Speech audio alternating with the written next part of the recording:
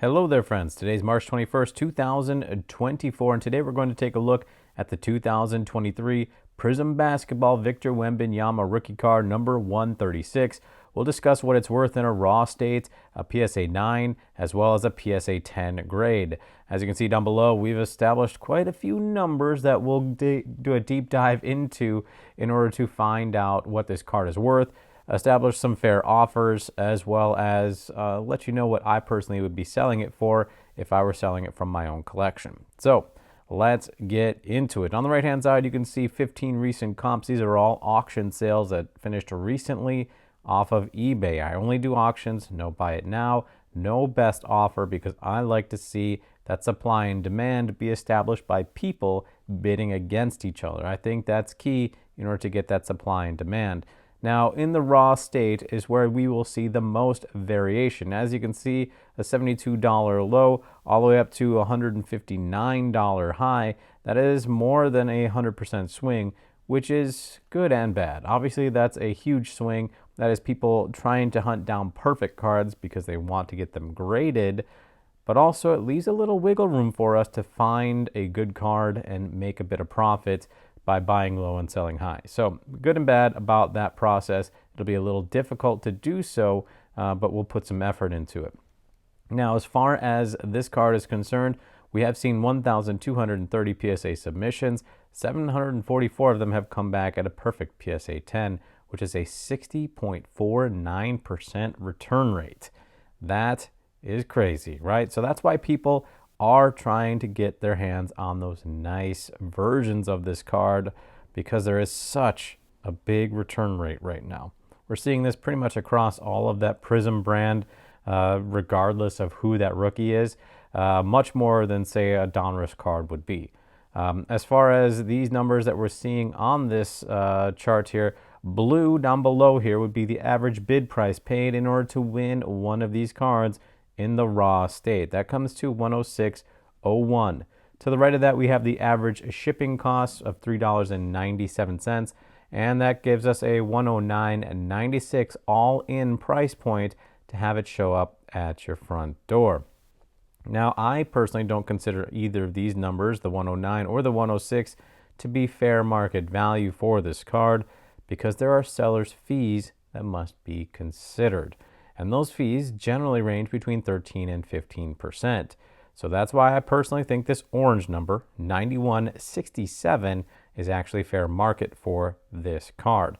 That is the 106.01 subtracting the average fees from eBay. So 9167 is fair market value. I still, however, prefer to get in a little bit lower than that, especially when I'm trading in person. And speaking of trading in person, there's something I need to mention. These numbers that I'm putting together here, especially in the raw format, are for trading in person. I use these numbers when I'm at a card show or when I'm at a card shop and I can physically look at the card. I want to see those edges to be nice and straight. I like those corners to be very sharp, the centering to be on point. And really the best way to do that is when you can look at it in person. So that's what I would recommend using these raw numbers for. So to the right of this, though, are my offers. I use a stoplight offer sheet. So 70, 75, and 80% offers are listed here in the green, yellow, and red, respectively. 70% is a first offer for me. That's at $74.21. Second offer, typically $79.51, and a final offer of $84.81. Now, beyond these numbers, especially when considering raw state cards, I like to look at the bottom third of the market to make sure I'm getting in on the lower end. So in order to do so, I sort this column ascending and I drop down 5. 1, 2, 3, 4, 5. That brings me to $74.31 to get into the bottom third of sales. So because this lies within my 70 to 80% price range, this now becomes my final offer.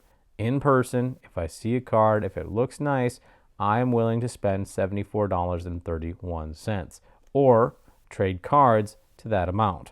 Okay? So that's where my entrance point is on a card such as this. Yes, a lot of people are going to say no, but chances are you'll be able to find somebody who will say yes eventually, and that's where I'm in on that price point. If I want to sell in the top third of sales, however, if I have a little bit of patience, I could certainly go 5 from the bottom. 1, 2, 3, 4, 5.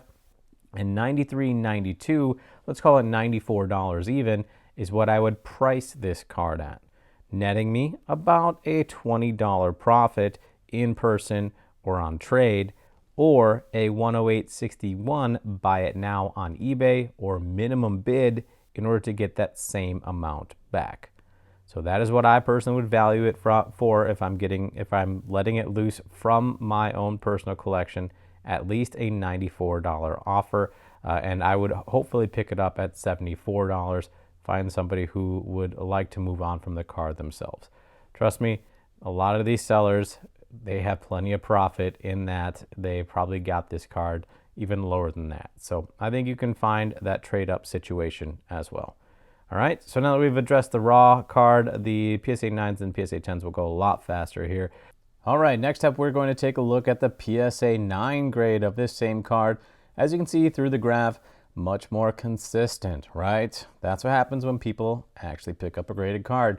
That graph comes, the difference between the lows and the highs actually contract quite a bit, and we're seeing less than a 50% swing low to high. So 112.50 is going to be your low, and looks like about what do we call it? 152 is going to be the high. So yes, again, significantly lower than that 100% swing that we saw on the raw card. Down below here, as we can see, blue final offer for the bid is actually 134.63. That means sellers are taking home $116.49. Interesting thing about these numbers is, as you can see, 106 for the raw and then 134.63. That pretty much lines up directly with the grading price fees. Now, this doesn't always happen. Sometimes you automatically lose out by getting a PSA 9 graded card back. But right now, it looks like you're pretty insulated on at least recouping your costs for getting your card graded, because you've got that, $28 or so increase in price point between the raw and the PSA 9. So that gives me a little less hesitancy to get a card graded, such as this, because I'm not out the door any real money if it comes back less than a PSA 10. So out the door, 138.60, and again, 116.49 for seller take home. As far as first offer is concerned, 94.24 is going to be first offer, and let's see what that gets us as far as into the bottom third of sales. 1, 2, 3, 4, 5. So 112.47, as to be expected when this graph gets closer and tighter, so between that 112 and 152, so does the offer sheet. So the offer sheet will definitely creep up closer towards that 80% and beyond, like we have here at 112, if we have a tighter graph. Now for me, even though this number, it falls above my 80%, the 80% is still my final offer. I can find this card, I believe, in a PSA 9 for $107, I think, all day long, personally, and if not, even less. So for me, I'm thinking probably around that $100 mark is where I could get this card at a PSA 9, okay? Now, if I wanted to sell in the top third, we are looking at 119.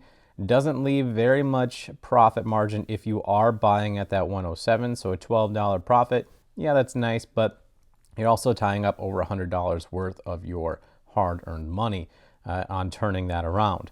So is this card worth going out and trying to hunt down?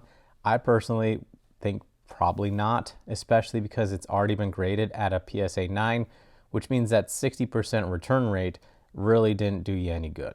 I would prefer, personally, to hunt down a raw format of this card and take my chances on getting a PSA 10. And if I end up with a PSA 9, fine, so be it, right? Didn't lose any money on it. Next up, we've got the PSA 10, an even tighter graph, it looks like here. Yes, indeed, 355 is a low, 455, kind of the outsider high on this one. Again, super tight graph. I have a feeling we're going to fall above that 80% price point as well. Again, 396.19 is going to be your average bid price to win, which, again, comparing to these other options here, 134.63 at the PSA 9 and 106.01. This is why I think this card is absolutely worth getting graded. You basically lose out on nothing if you upgrade to the PSA 9. You make your money back. But if you get it graded a 10, you are tripling your money at the very least. So 396, 19, you triple it no matter what. And then you also have that 60% return rate so far, which, I mean, it kind of makes it a no-brainer to get this card graded. So seller take home is going to be $343.39. And then our first offer, $277.33. That's what I'm hoping to get this card at. However, I would bet that we're not going to get anywhere close to that. We're going to sort ascending and drop down 1, 2, 3, 4, 5. 333.51 falls right between the fair market value in the orange and the 80%. So that means if I'm getting this card in person, I am maxing out still at an 80% offer in this market. However, for this card, the move, like I said, is to buy it raw, in my opinion, get it graded.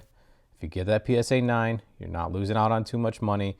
And if you get that 10, fine, great. You made a bit of money on that 10. So I'm not buying this 10. I'm not buying the 9 for sure. I'm always going raw on this card, at least for now. Hopefully this helps you decide what your card is worth. If it did, let me know down below.